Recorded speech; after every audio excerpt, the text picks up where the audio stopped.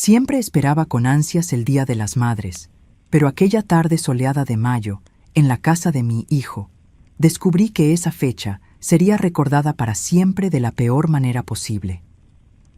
Cuando sentí el agua helada de la alberca tragándome, llenando mis pulmones mientras escuchaba las risas a mi alrededor, entendí que la decepción siempre viene de quien menos esperamos. Permítanme regresar un poco en el tiempo para que comprendan cómo llegué a ese momento terrible. Mi nombre es Amelia y, como una típica viuda, crié a mi hijo Lucas yo sola. Con mucho trabajo y esfuerzo, logré ayudarlo a convertirse en un ingeniero exitoso. Cuando él me presentó a Paulina, intenté, con el corazón abierto, quererla. Era una joven bonita, de una familia con ese aire de quienes nunca han tenido que luchar por nada en la vida. Es curioso cómo, incluso hoy en día, la gente rica sigue tratándonos a los pobres como si fuéramos una enfermedad. Y con esa mujer no era diferente. Yo notaba muy bien su desprecio apenas disimulado cuando me miraba.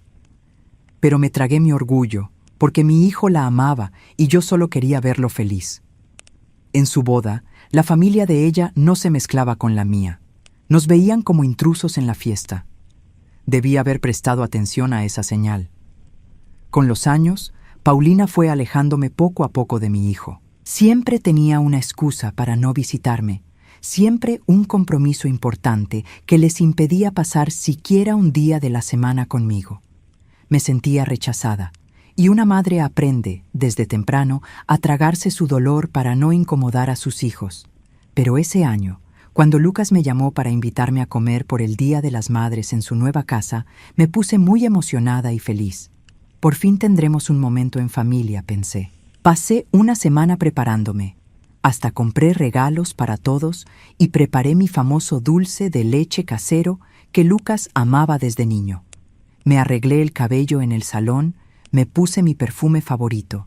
Quería verme bonita. Quería que mi hijo se sintiera orgulloso de mí. Cuando llegué esa mañana de domingo, la casa estaba llena de gente.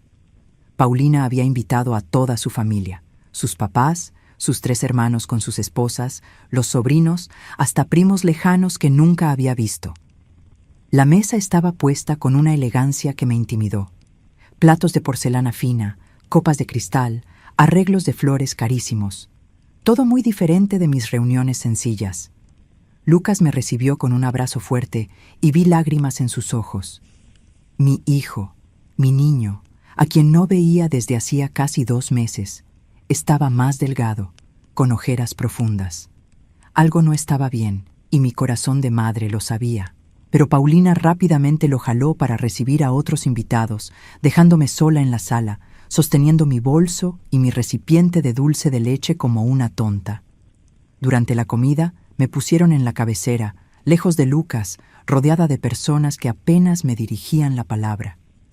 La mamá de Paulina, doña Mónica, una mujer cubierta de joyas, se encargó de hablar en voz alta sobre el último viaje internacional de la familia. Cada palabra era una puñalada, recordándome que yo no pertenecía a ese mundo. Comía en silencio, sintiendo el nudo en la garganta crecer a cada minuto. Estaba completamente incómoda y avergonzada. Entonces, Paulina pidió la atención de todos y anunció que tenía una sorpresa especial por el Día de las Madres. Mi corazón dio un brinco. Quizá iba a anunciar un embarazo, pensé. Tal vez por fin me convertiría en abuela. Pero no. Ella le entregó un regalo enorme a su propia madre, envuelto en papel dorado mientras todos aplaudían. Era una bolsa de marca carísima, y doña Mónica lloró de emoción, abrazando a su hija como si fuera lo más maravilloso del mundo. Después de la comida, todos salieron al área de la alberca. La tarde estaba calurosa. El sol brillaba fuerte. Yo estaba parada cerca de la orilla, observando a los niños jugar en el agua, cuando Paulina se acercó a mí. Traía 2 copas de champaña y me ofreció una con una sonrisa que pensé que era sincera. La acepté, agradecida por la atención, creyendo que quizá estaba intentando ser amable. Fue entonces cuando empezó a hablar, bajito, solo para que yo escuchara. Dijo que yo era una intrometida en la vida de Lucas, que él solo me invitaba por lástima, que debería darme vergüenza presentarme vestida así en una casa tan bonita. Sentí mis manos temblar, la copa casi resbalando de mis dedos. Intenté alejarme, pero ella me agarró del brazo con fuerza, clavando las uñas en mi piel, y entonces, con un movimiento rápido, me empujó. El agua helada me tragó por completo. Por un segundo quedé desorientada, sin saber dónde estaba la superficie. Mi vestido se pegaba pesado a mi cuerpo. Mis sandalias se soltaron de mis pies. Cuando logré salir a flote, jadeando y en pánico, escuché las risas. Toda la familia de Paulina se reía de mi situación. Doña Mónica prácticamente doblada de la risa. Los cuñados haciendo comentarios en voz alta sobre viejas torpes. Pero lo peor no eran las risas. Lo peor era ver a Paulina de pie junto a la alberca, con esa sonrisa victoriosa en el rostro, como si acabara de conquistar el mundo. Ella sabía exactamente lo que había hecho. No fue un accidente.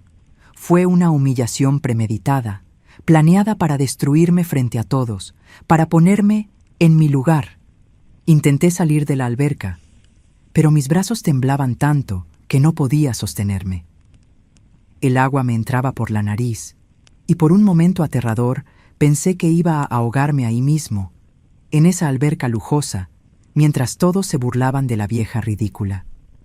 Fue entonces cuando sentí unas manos fuertes tirando de mí, sacándome del agua. Era Lucas. Mi hijo me envolvió en sus brazos, y cuando miré su rostro, vi algo que nunca antes había visto. Una furia incontrolable.